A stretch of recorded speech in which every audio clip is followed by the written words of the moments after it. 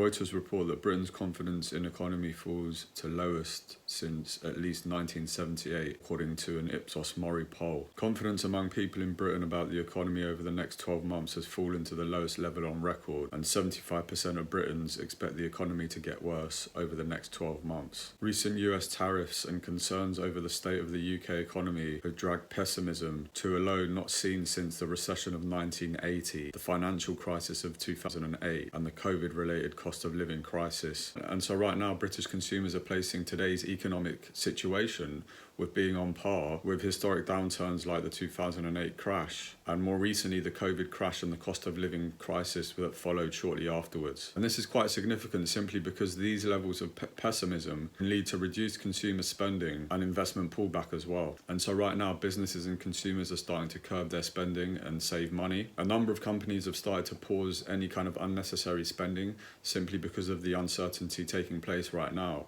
And companies may even pause expansion plans, kind of cut back on things like research and development, or moving into new facilities, or reinvesting into new machinery, for example. We've already seen a significant hike in the price of gold. It's trading at near an all-time high, and this is a typical move by investors who are seeking to move their assets, move their money into what's judged to be safer assets, the likes of gold and cash as well. And it's this kind of environment where we could potentially see a gradual decrease in demand for stocks, even for fundamentally strong companies like these. And this is what we saw when Trump announced his Liberation Day tariffs. Britain's economic growth forecast for 2025 received the sharpest downgrade for any major European economy from the International Monetary Fund, as the UK braces for global fallout from US President Donald Trump's trade tariffs, with Sky reporting that UK economic growth could be postponed for 2 years, with new tax increases on businesses. At the same time, households are grappling a surge of bills, including those for energy, water and council tax, which will depress spending power further. In my own personal work,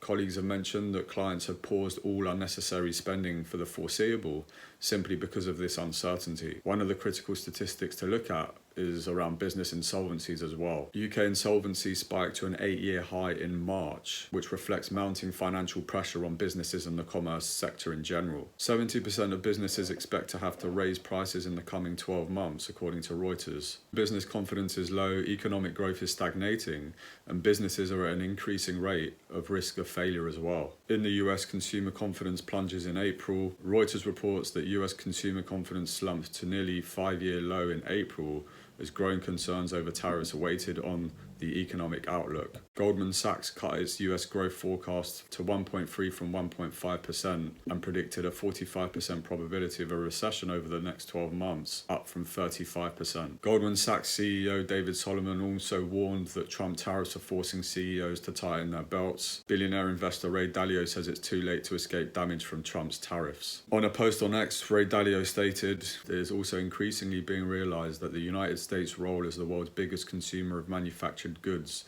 and greatest producer of debt assets to finance its overconsumption is unsustainable." So assuming that one can sell and lend to the US and get paid back with hard, i.e. not devalued dollars on their US debt holdings is naive thinking. So other plans have to be made. And so this second statement is definitely worth looking at in a bit more detail. Dalio is effectively explaining that the US imports a lot of goods from other countries, the likes of cars, electronics, clothing, and the US doesn't produce or export much in return, and so runs at a trade deficit. It spends more on buying from other countries to bring new products into the US rather than it does to selling their own products, US-made products, to other countries. And in order to do this, the US need money, and they do this by raising debt, by selling debt to other countries to raise the cash in order to buy the produce from abroad to import it into the US. Countries like China are typically the ones to buy these bonds or to buy this US debt.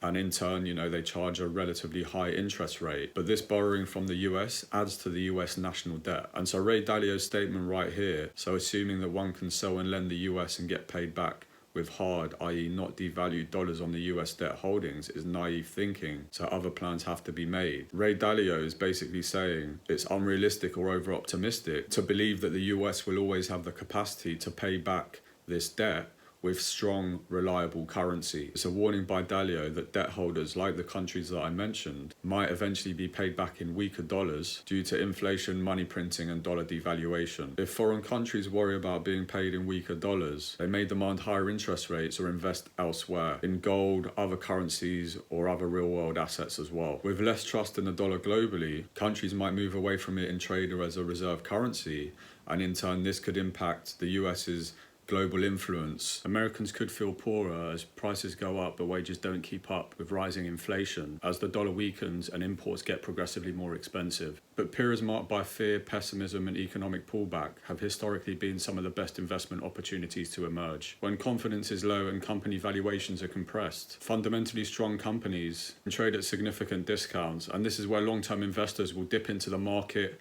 aggressively buying stocks quietly whilst there's panic, whilst there's a level of depression. The path ahead may well be bumpy, and there's certain to be a lot of dramatic media coverage charged with emotion that's going to cause potentially a lot of panic in the market.